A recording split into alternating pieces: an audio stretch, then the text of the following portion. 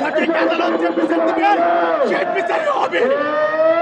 আদালতের উদ্দেশ্য কেউ নয়, আইন সে নিজের গতিতে চলে, কারো গতিতে চলে না। আমি চাই সঠিক বিচার যেন হয় আদালতে।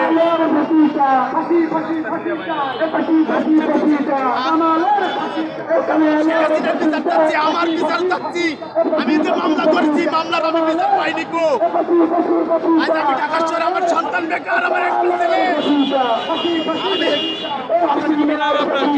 আমি বিচার চাচ্ছি, আমার ছেলেকে টুরে ভিসা দিয়ে বিদেশ পাঠাইছিল দালালেরা, আওয়ামী লীগের নেতারা টাকা খায়া প্রতারণার শিকার। আমার কাছে স্ট্যাম্প আছে 7,20,000 টাকার। আমার কাছে সম্পূর্ণ প্রমাণ আছে, কিরগিজস্তানে কি হয়েছে সব আমার এই মোবাইলে আছে, প্রিন্ট টাইপ করাও আছে। সাহেবকে দিচ্ছি, আমার বিচার হচ্ছে না, আমি বিচার চাই। ডক্টর ইউনূসের কাছে আবেদন। আপনার নাম কি? আমার নাম মোহাম্মদ জিয়াউর রহমান, আমার বাড়ি নাটোর জেলায়, বড়াইগ্রাম থানা, বনপাড়া। আর কিছুক্ষণ পরেই তো ফাঁসির রায় হবে, আপনি কি চান? ফাঁসির রায়তে কি চান?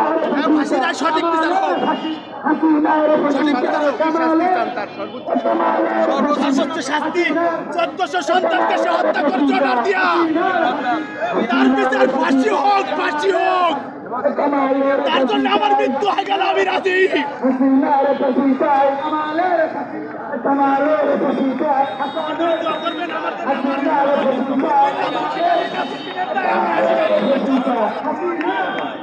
দর্শক, আমরা সকাল থেকে হাইকোর্টের সামনে এভাবে দেখতে পাচ্ছি বিভিন্ন শ্রেণী পেশার মানুষেরা, যারা ক্ষতিগ্রস্ত, যারা ফ্যাসিস্ট শেখ হাসিনার সরকারের আমলে খুন-গুম হয়েছিলেন এবং বিভিন্ন রকম নির্যাতনের শিকার হয়েছিলেন, তারা একের পর এক এখানে আসছেন এবং তারা শেখ হাসিনার ফাঁসির রায়ের অপেক্ষায় আছেন এবং তাদের একই কথা, আমরা ফাঁসির রায় চাই, সর্বোচ্চ ফাঁসির রায় চাই। যেহেতু সে 1400-র ঊর্ধ্বে মানুষকে হুকুম দিয়ে গুলি করে হত্যা করেছিল, তাই সেই ফাঁসির দাবিতেই আজকে হাইকোর্টের সামনে আমরা দেখতে পাচ্ছি একের পর এক মানুষ মিছিল করছে এবং ব্যানার ফেস্টুন নিয়ে তারা তাদের দাবি জানাচ্ছেন।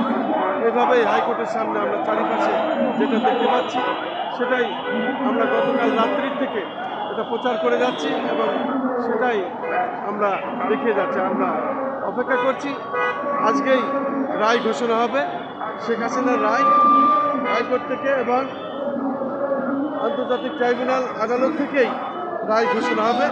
সেই অপেক্ষায় আমরা সকাল থেকে হাইকোর্টের সামনে অপেক্ষা করছি এবং বিভিন্ন জেলার মানুষ, সারা দেশের যারা ক্ষতিগ্রস্ত হয়েছিলেন, খুন-খারাপি হয়েছিলেন, বিশেষ করে যারা এই ফ্যাসিস্ট শেখ হাসিনার আমলে নির্যাতিত হয়েছিলেন, সেসব লোকেরা এখানে এসেছেন এবং একের পর এক তারা তাদের কথা বলে যাচ্ছেন।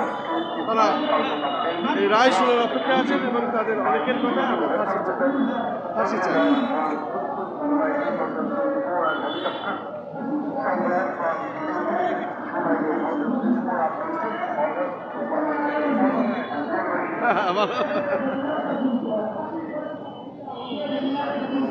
আইসেন কখন? কত এরিয়া আছে সাকিব, কখন আইছো? কখন?